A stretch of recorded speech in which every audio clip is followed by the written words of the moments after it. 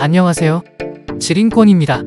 FC 온라인은 상위 10,000명 기준 패드 사용률이 40%나 되는 게임입니다.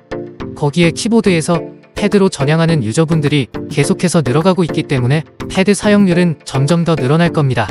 제가 예전에 올려드렸던 패드 영상들이 아직도 소비되고 있는 걸 보면 패드에 대한 유저분들의 관심이 얼마나 뜨거운지 알 수 있습니다. 그래서 오늘은 패드를 구매하실 때 고려해야 할 3가지에 대해서 알려드릴까 합니다. 그럼 바로 시작하겠습니다. 첫 번째는 스틱입니다. 패드 스틱은 여러 종류가 있긴 하지만 크게 두 종류로 분류할 수 있습니다.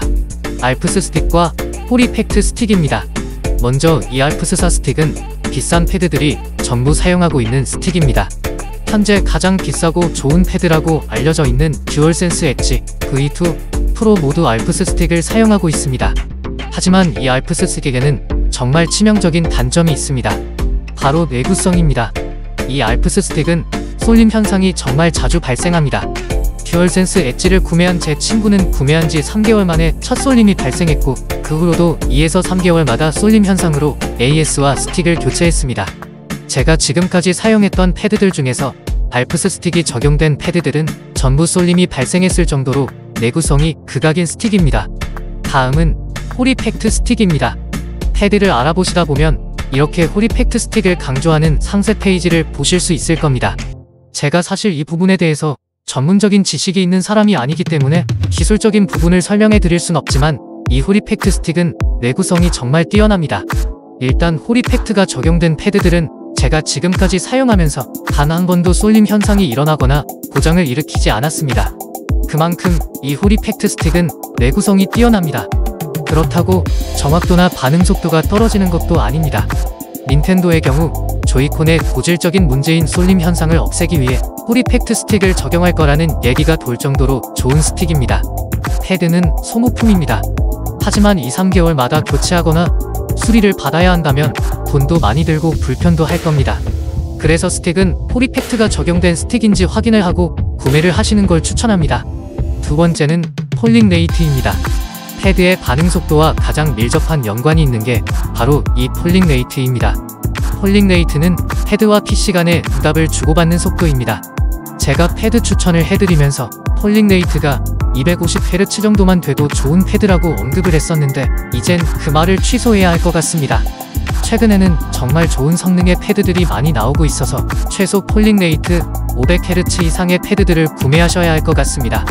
제가 협찬을 받아서 리뷰를 진행했던 G7 SE 패드를 예를 들어보겠습니다. 제가 처음 이 패드를 사용했을 때 너무 마음에 들었고 제 손에 딱 맞는 패드라고 생각해서 다른 패드들은 전부 버리거나 나눔을 했습니다. 하지만 이 패드의 치명적인 단점이 하나 있었는데 폴링 레이트가 250Hz라는 거였습니다. 제가 이 패드 전에 사용한 패드들이 폴링 레이트 1000Hz, 500Hz인 패드들이었는데 그 패드들하고 비교했을 때 아주 약간 반응이 늦는 느낌을 자주 받았습니다. 그래서 최근에 새 패드를 구매할까 고민 중이었는데 G7 SE 패드가 펌웨어 업데이트를 하면서 폴링 레이트가 1000까지 지원을 하게 됐더라고요. 저는 폴링 레이트를 현재 500Hz로 설정하고 게임을 하는데 이게 250Hz였을 때 하고 차이가 제법 나더라고요. 그리고 최근 폴링 레이트 1000Hz를 지원하는 패드들이 많이 나오고 있는 상황에서 굳이 낮은 성능을 쓸 필요는 없다고 생각하기 때문에 최소 500Hz 이상을 지원하는 패드를 쓰는 걸 추천드립니다. 마지막으로 백버튼입니다. 패드를 사용하는 유저들에게 이 백버튼은 정말 중요합니다. 패드 스틱을 돌릴 때 왼쪽 엄지손가락으로 스틱을 돌리실 겁니다. 오른쪽 엄지로는 우스틱과 버튼을 돌아가면서 조작하실 겁니다. 하지만 FC 온라인을 하시다 보면 이 십자키를 눌러야 하는 상황들이 발생합니다. 가장 많이 사용하는 오프사이드 트랩을 예로 들면 십자키의 오른쪽을 2번 눌러야 발동을 하죠. 이렇게 될 경우 잠깐이지만 방향키를 움직여줘야 하는 왼손 엄지를 십자키로 옮겨줘야 하는데 순간이지만 방향을 조작 못하는 상황이 발생합니다. 하지만 백버튼이 존재한다면 매핑을 통해 방향키를 조작하면서 오프사이드 트랩이 가능합니다. 별 차이가 없을 것 같지만 이 차이는 생각보다 엄청 큽니다. 그렇기 때문에 패드를 구매하실 땐 백버튼의 유무를 고려하셔서 구매하시는 걸 추천드립니다. 백버튼의 매핑, 매크로 기능이 동시에 되는 패드도 있고 매핑만 되는 패드도 있습니다. 매크로 기능이 있으면 좋겠지만 저는 매크로 기능까지는 FC 온라인에서 필요하지 않다고 보기 때문에 이 부분은 취향에 따라 결정하시면 될 것 같습니다. 그럼 이제 정리해 보겠습니다. 첫 번째는 스틱입니다. 스틱은 폴이팩트 스틱이 적용된 패드를 구매하시는 게 경제적으로나 정신적으로나 훨씬 좋습니다. 그 다음은 폴링 레이트입니다. 폴링 레이트는 이제 기준을 500Hz로 잡으시고 500Hz 이상의 폴링 레이트를 지원하는 패드들을 구매하시기 바랍니다.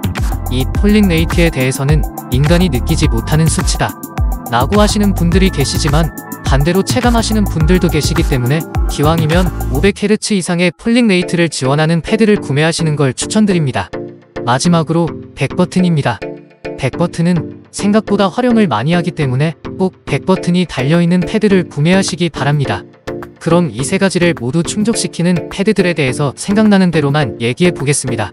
T4K, G7SE, P4C, 베이더 3 프로 정도가 생각나네요. 거기에 개인적으로 기대하고 있는 킹콩3 패드 추가하겠습니다. 패드는 정말 호불호의 영역입니다.